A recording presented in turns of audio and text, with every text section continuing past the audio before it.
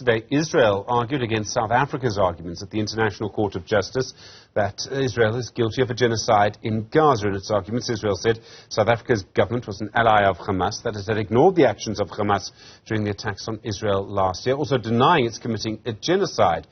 Well, of course, you saw our arguments on Thursday, which our government argued that Israel is guilty of committing a genocide. Over 23,000, probably more now, Palestinians have been killed by actions involving the Israeli Defense Force. Today, at Sea Point, a big rally in support of Palestine and people in Gaza. The Reverend Allan Boesak is one of the people who spoke at that event. He's a former anti-apartheid activist. He joins us now. Reverend Boesak, good afternoon to you, and thank you for your time. Firstly, your message today at the big rally in Sea Point. Good afternoon, Stephen, and good afternoon to your viewers. It was a wonderful rally. We had a great crowd, very responsive, and showing that Cape Town remains at the center of Palestinian solidarity around here.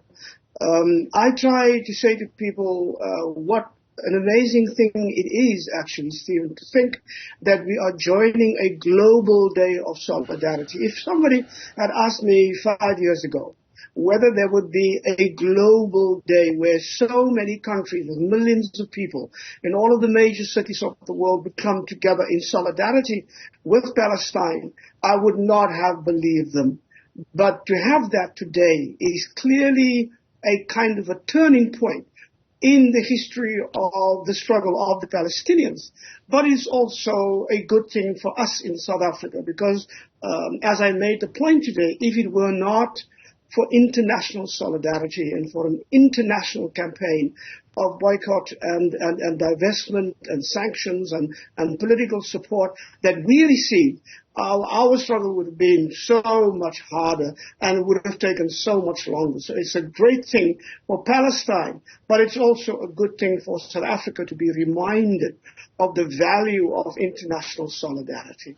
It took up until really the mid-1980s for the politics in countries like the United States and the UK to change to the point where even Reagan and Thatcher had to allow sanctions to be imposed against South Africa. They didn't want that. It was a different time, but they didn't want that. And the politics no, they didn't want that. They didn't want that. Sorry, go ahead. The politics in those countries changed, and they eventually had to sort of go with the political winds that were becoming more progressive. In the United States now, we see in the Democratic Party there, President Joe Biden under pressure by people who support Gaza, who support the Palestinians, unimaginable in American politics 20 years ago. Do you think we're at some sort of tipping point? Are there similarities there? Oh, absolutely, absolutely. Just remember also that when America finally, the United States finally adopted the South African anti-apartheid bill with all those sanctions and so forth, built in pressure on the banks and not rolling over loans and all of that, Ronald Reagan vetoed it. And then the veto was overturned by a bipartisan Senate. So Republicans and Democrats overturned the veto, and people told me then it was the first time ever that a presidential veto on a foreign affairs matter had actually been overturned, which shows you how deeply the feelings were rising in the United States in our favor. And I think the same is beginning to happen. Mr. Biden clearly is under immense pressure from the Zionists in his circle and the arms companies and his billionaire donors, but he is under more pressure even from his own people. Think about it, millions of people, 300,000 Jewish Americans at one time blocking up traffic in Central Station. It is unimaginable, as you say, and that is only going to grow because the power of the propaganda on mainstream media in the United States in the favor of Israel, that power is not only waning, I have a feeling it is being swept away by what people are feeling about what is happening right now. And we all know, of course, Israel really relies on American military support, which is one of the reasons I asked that question. We saw yesterday Israel's arguments, and we're all very aware of our arguments, and I think the broad mainstream of South African society probably accepts the majority of the arguments that our legal team proposed. Not everybody in our society, but many people, almost everybody, most people, let me call it most people. Israel did argue yesterday. They said they were attacked first. They said that our government is an ally of Hamas, that it was self-defense. Do you buy any of the Israeli arguments that were presented? No, I don't. I was actually a bit disappointed. It was a very pathetic defense. I was thinking that Israel would come up with some new arguments, more solid, more substantive arguments, other than the propaganda that we have been hearing over the last 3 months consistently from the Israeli government, from their defense forces, from their propagandists. But to call our government an ally of the terrorists is to turn it the other way around. If you stand with Israel, then you are standing with the terrorists.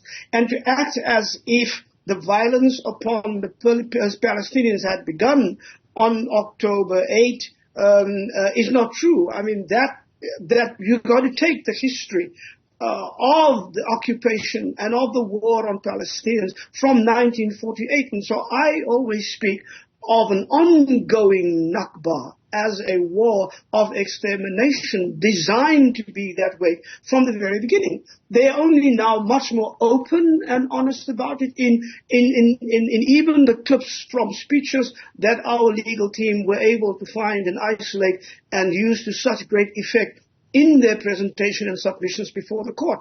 And so Israel, as of now, should really lose that case. If they do not, and if we lose, then there's something seriously wrong with the justice system in one of the highest courts in the United Nations. The obvious point, of course, is that if Israel do lose, I don't know if they will obey the order. There will be consequences for the United States because they arm Israel, but I don't think that Israel will, frankly. I don't see Israel obeying an order like that.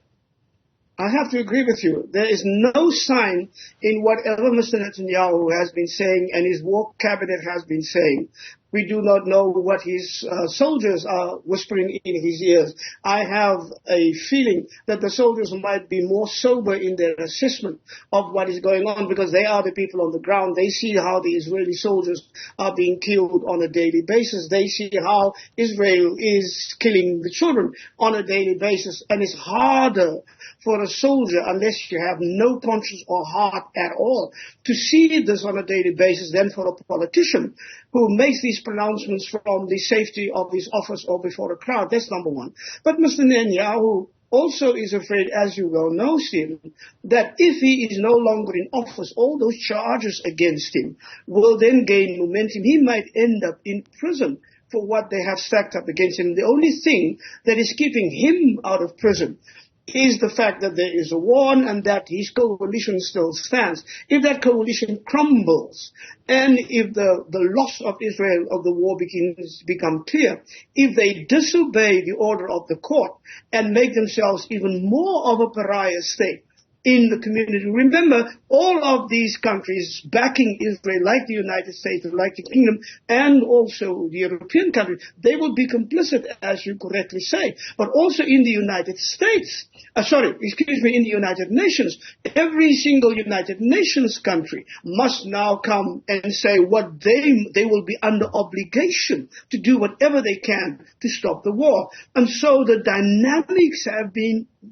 very, very fundamentally changed. And if they say no, and if they resist, and Biden goes on doing what he's doing, that will swing world opinion even stronger against them. And whether Mr. Netanyahu and Mr. Biden and Mr. Schulz in Germany will ever survive that, I am beginning to doubt if you judge by the numbers that have come out today to be in support of Gaza and the Palestinians.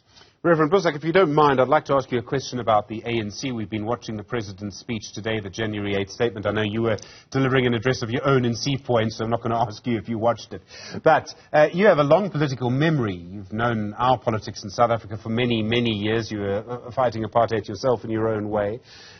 The ANC, has it changed a lot in those years? Do you see the ANC is still staying in power after this year's elections? No, I don't. I don't see the ANC staying in power, and I must say I hope that the ANC does not stay in power.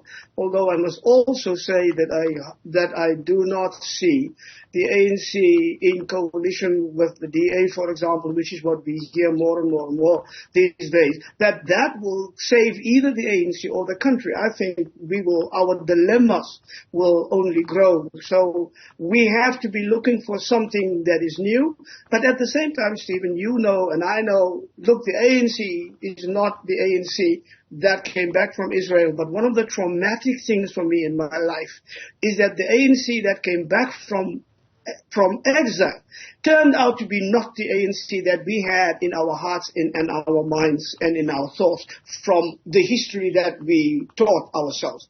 And so the ANC has too great a dilemma to face. The ANC cannot save itself. It doesn't have the morality, the will, the ethical backbone to save itself. Going to another party in order to save itself will not help. And so people of South Africa will have to rise up themselves and begin with ourselves in mind and our future in mind, and with what we have been able to do in our own history, begin to shape a different kind of discourse about the future and about our politics, and a different kind of future for our children. And that means that we must take our agency back from these political parties, and we must set the direction and the content and the quality of our political conversation from now on. Reverend Allan Boesak, thank you very much indeed for your time.